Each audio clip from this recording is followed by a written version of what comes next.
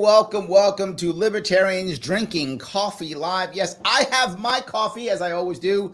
I am a coffeeholic. It is definitely my drug, but I also keep water too, so I can be hydrated also. See that? I'm being good. A little bit past 3 p.m. here on the East Coast, and I have with me today someone who I adore because she's trying to make a difference again in the local community, and I'm so happy that people are trying to make this happen.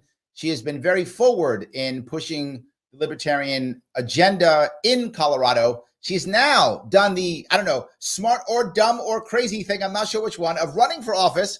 She is running for office, the city council out there, and she is AKA Forest Mommy, the woman herself, Jessica Fenske. How are you?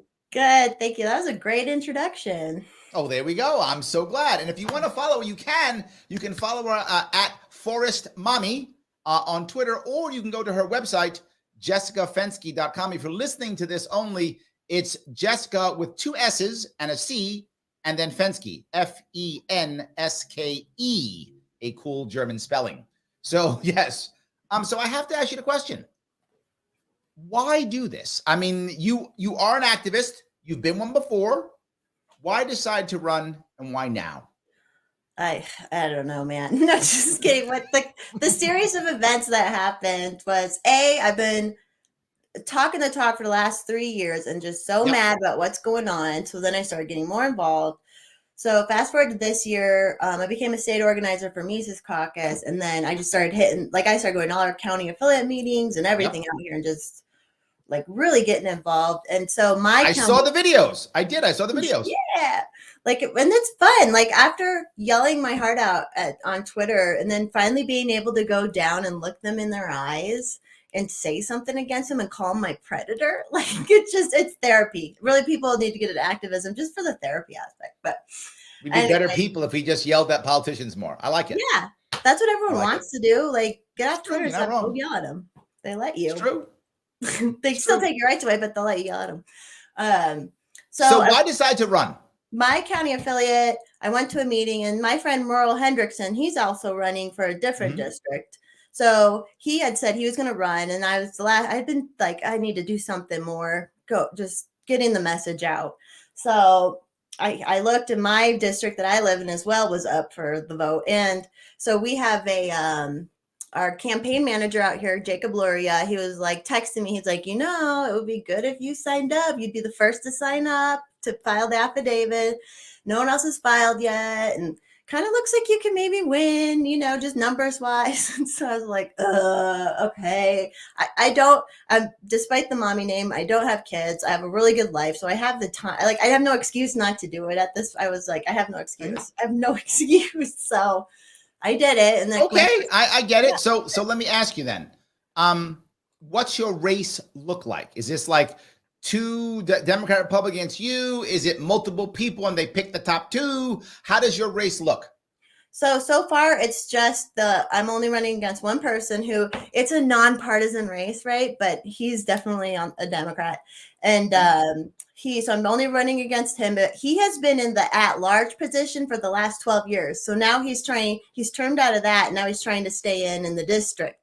So he's been in for a while. So he's very corporate, he's very smooth, he's very, just boring. We'll say that. Well, exactly like you. Yeah. This is the opposite. So we'll see what happens. That's good. So look, does it look like that?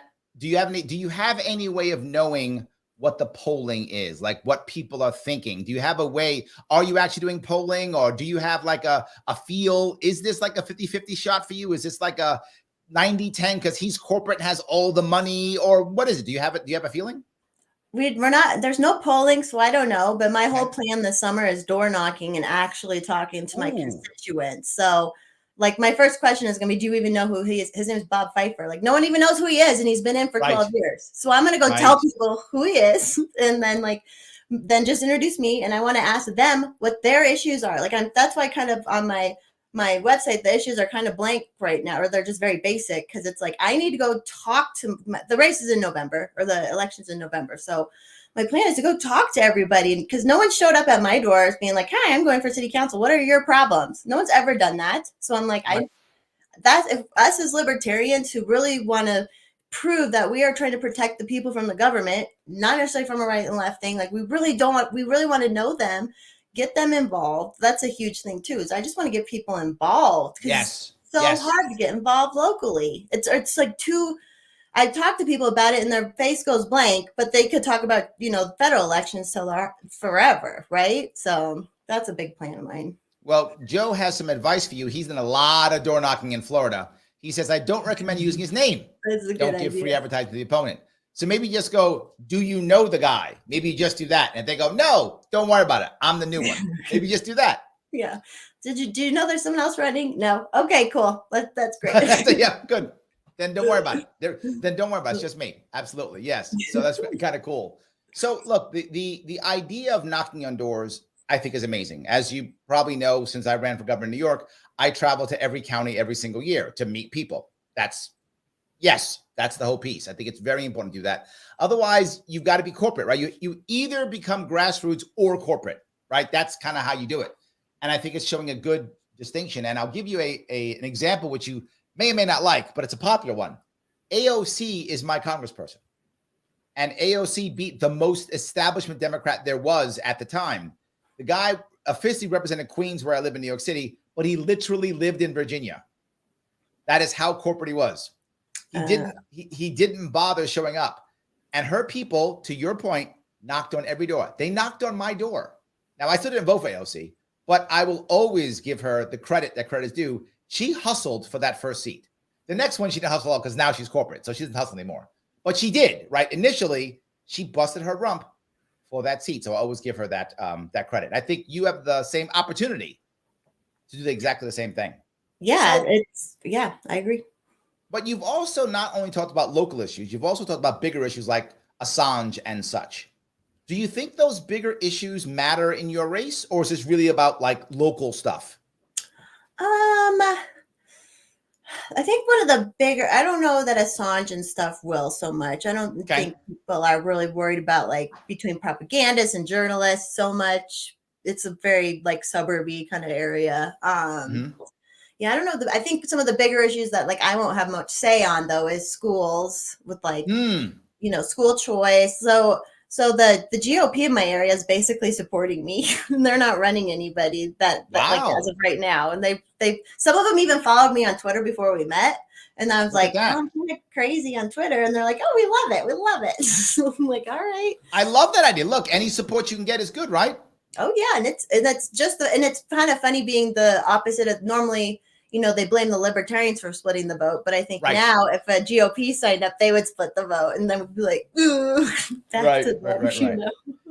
So let me say little things that are important here to the audience if you're listening or if you're watching. Number one, if you like what you're hearing, then do us all a favor and click that like button. I got to get past Mr. Go Rhythm. Algorithm is always trying to hurt us. So click the like button so we can get around them. It does matter. If you're watching this on Twitter, please retweet this right now so people can see this. They need to see what we're doing here. That Libertarians, people always say the same thing. Well, why aren't you Libertarians running locally? We are.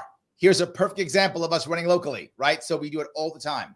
But lastly, if you like what Jessica's talking about and you want to support her, then support her. There are a couple ways you can do that. You can just follow her on Twitter. That's one way. There she is at Forest Mommy. You can also go to her website, though, jessicafenske.com, and you can give. Anything you can give is good. If you can give $10, $20, $100, Jessica, what's your maximum that you can take? From individual, it's 500. $500 is the max. So I know some of you are like, but I want to give her $5,000. You can't. You can only give her 500. So cut one of those zeros off the check and just give her 500. She'll be fine. Give her whatever you can give. It's awesome. It does matter because she needs it. You know why she needs it? As she's knocking on doors, she's going to need things to leave behind. That costs money. She's going to need those door hangers. She's going to need those pamphlets, those palm cards. All those things cost money. So we got to make sure she's doing that. Support it to the best of your ability. And if you say, Larry, I love her, but I don't have the cash. No worries. You can do two things. Sign up on Twitter, like, share, and comment. Be her social media warrior. Or two, if you're in the area, show up. When she's going out door knocking, be right next to her. Be the one holding the little things for her so you can hand them out. She needs people, door knock for her. It will all work. So with that, all of that in mind, let me go back. You're going to be walking around and you're talking about public safety. Public safety is big throughout the country. Everyone's talking about public safety. But public safety is different for different people. What do you see as public safety in your race? So there's like a couple things that kind of go into it. First of all, the Arvada Police Department, great people, but we've had a couple of instances. I don't know if you heard the Johnny Hurley story, but that happened in Arvada, which is nice. Okay. And then we had a couple other instances where just people were paying settlements out left and right for cops messing up. So for me, a little bit of that is better hiring practices. I think that's fair. And they are desperate to hire. And I understand that. I think they're down like 30 cops right now. So I get it. Well, how big is your police force though? That number doesn't mean how big is your police force? I think it's in the, they have maybe 70 total normally. Oh my God, that's a huge drop then. Yeah. It's a lot of people. New York City has 40,000 cops. So 30 cops for us is not much. So yes. Yeah. So, and I'm trying to look at it too, not just because I'm not a hate cop person, but like fiscally, taxpayers should not be paying for that. They should not be paying for that. And I think even when I talked about this with some of my GOP friends, and they agreed too. It's not, if we can look at it from that way, because we wanted the best police department we can get. That's all, So, so that's how you see public safety. Got it. Yeah, that's part of it. And we're a pretty safe suburb. So, but there are part of it is more closer to the city, so there's a little more homeless problems and things like that. People are having thefts. It's a suburb, so there's door pirates and all that stuff going on. But just kind of not just like, if we're gonna have this police department, let's make it the best damn police department. Let's that's all. Okay, but you've also about something else, which is kind of attracting businesses. I think of suburbs of having decent businesses. Is not a case in your race? No, it's good. And it's a growing suburb. There's been a lot of sprawl. So there's been a lot more business that's brought in. And one thing that my town did do good during the COVID, especially the actual city, did kind of fight against the county public health to make sure businesses were able to stay open, or to work with businesses a lot more, kind of protected them. So I would definitely want to try and go a step further with that, of course. And, as a libertarian, no, we need to really protect it. And, we do have, so there's this one thing. Can I tell a little issue? I'm more like a local issue. Please. Please. In 2020, the city council in 2019, 2020 said, we're going to make this, there be only one trash service. So this is, in some cities, it makes sense to have one trash service, right? This is a huge sprawling suburb. You need choices here. So they decided, no, we're going to have. Hold on, Jessica. I mean, come on. When has Monopoly ever failed? Monopoly has always been awesome. I don't know what you're talking about. I'm sorry. Keep going. Well, so the great thing is, the guy I'm running against was part of that. He said in an article that the people can't vote on it because it's just too difficult and too hard to, blah, blah, blah. And so he actually was he didn't get fully recalled, but people tried to recall him. And I have the stack of signatures of everyone who tried to recall him. It's wow. Yeah. So that's definitely, I don't want the city to favor any business like that. So then the whole thing happened, and then you can opt out of the service, but you still have to pay a fee for it. So it was just a new tax for people that don't even use this trash service. So I'm going to go after that as much as I can. That's so you can opt out, but still pay for it. Yeah, you opt out, but you still have to pay a fee for it. How lucky am I? I get to pay for other people's trash service and still have to take my own trash. Awesome. Yeah. That's amazing. What a good deal that is. So I think a lot of people that are on board with me saw him and saw that happened, and they're like, yeah, she's not going to be doing that, and she's not going to put up with it. So what about this idea of citizen power, right? The idea that also, to me, when I hear that, I think of my state, which is we have none. But my thought process is maybe we would instead create something like, I don't know, the ability to, vote on things directly in New York State, right? Those type initiatives, those type referendums, those type of things. Is that what you mean by citizen power, or something else? Just involvement and knowing what's going on. Got it. And knowing that they can. So our state LP, that's why the reason I was able to go to the legislative session so much and felt confident doing it is we have this amazing legislative team out here in the RLP. And like, we had these meetings and people were organized, and so that kind of, I want to get more of my constituents, whether they're in the LP or not, be like, hey, do you want to speak out loud? Do you know they brought 400 bills in 4 months here.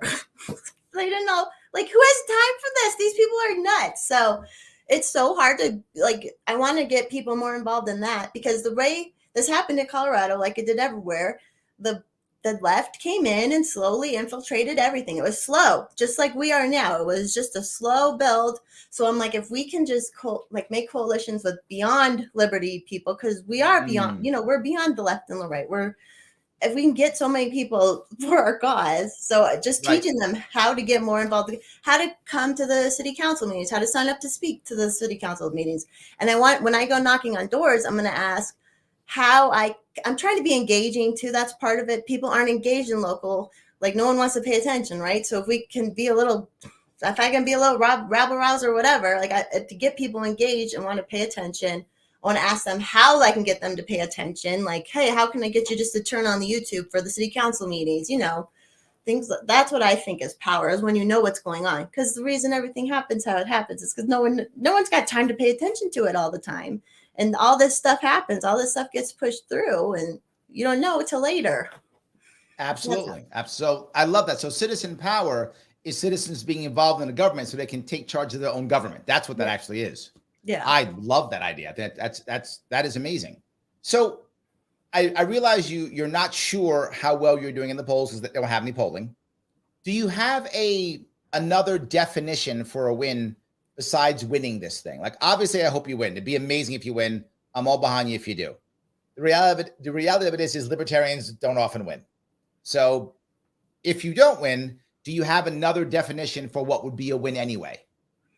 I'm just going to everybody's door and just like bringing a little message of liberty to them, just bringing the seeds of liberty to everybody. Because I'm a very average, normal person out here. I know I built like the Twitter following, but that brought me other connections and stuff. But I'm a very normal person. So like, I don't know. It's if I can just get out there and make a little bit of a difference, like I feel like I already have with just not me personally, but just bringing people together and people who support me. And I don't know. If I can get the message out to half the people I want to, then that'll be a win to me. Because so many people don't think of it. They don't think. Yep.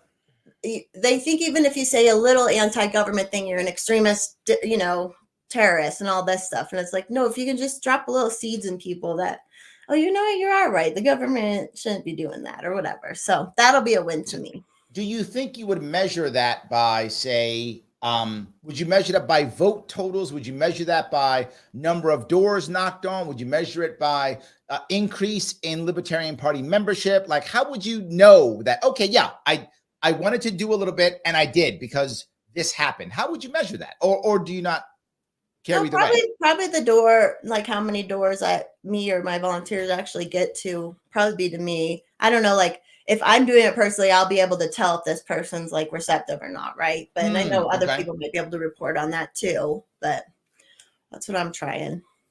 I like it. So can I grab a couple, if I could, of comments? A bunch of people are commenting here. Yeah. So yes, Joe's on your side. He's like, agree. Planting seeds of limited government's a big deal. I completely agree. Yes. You have a fan, Danielle says, hey, mommy. So since he did that, let me ask a question. How did you become Forest Mommy? I don't even, like, it just worked out to that. So I'm from a forest. I'm actually in the forest right now that I grew up in. But so the forest thing kind of happened. So hold on. You grew up in a forest? Yes. Ah, okay. Mm-hmm. Yeah, that's what. And I'm at the same. Oh, and it's snowing out right now. So there you go. Look at you. So at the beginning of COVID is when I got on Twitter and was just screaming into the void. And I don't know, it just kind of got to there. It started at first, I was authoritarian Karen, making fun of Karens and COVID and stuff. But then I don't even know how. The forest is real. The mommy thing, I don't know. I feel like I have this blessed mother energy for adults who need blessed mother energy.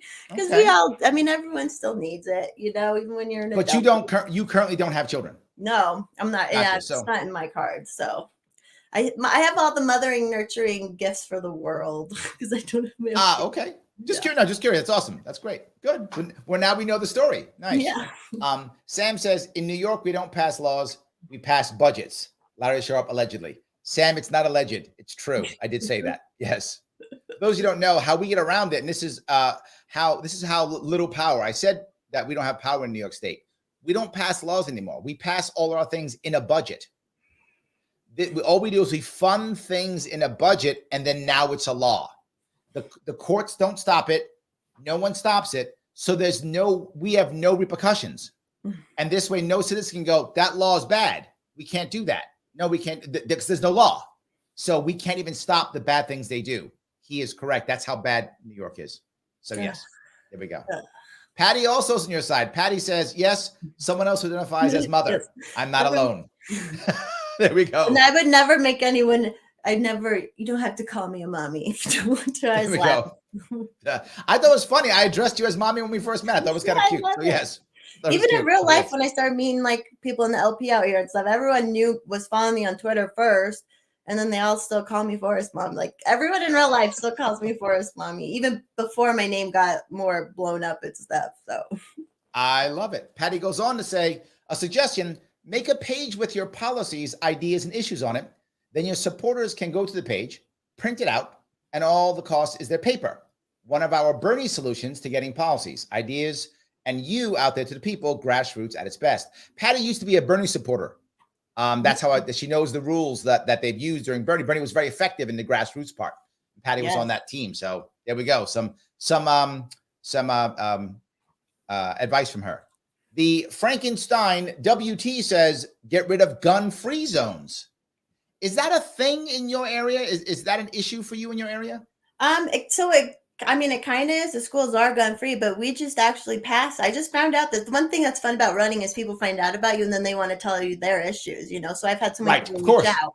So this father reached out recently. I didn't even know about this, but Colorado passed a rule where if teachers and staff want to be armed and have a carry license, we have carry license here, or concealed carry license, that they can get trained under this program and they can carry at school. Well, he contacted me because he's like, the school district isn't telling any of their teachers this. They're not advertising it. They're not pushing this, I know a lot of us are like, do we really want all these teachers armed? But I'm like, I think the people who would go for this would be the people we could trust, So anyways, that's kind of an issue right now that I'm actually going to meet this person in person this week too, to kind of get the whole story. So there we go. I mean, we have had a lot of shootings out here in Colorado. None, yes, right here, or where I'm running. So, absolutely. Who knows? So maybe some people say the altitude makes people a little more crazy than average, but I think crime is everywhere. There are bad people everywhere. That's why we've got to stay strapped. Maybe they should spend more time in the forest. Maybe that's the problem. Oh yeah, nature helps heal, man. There we go.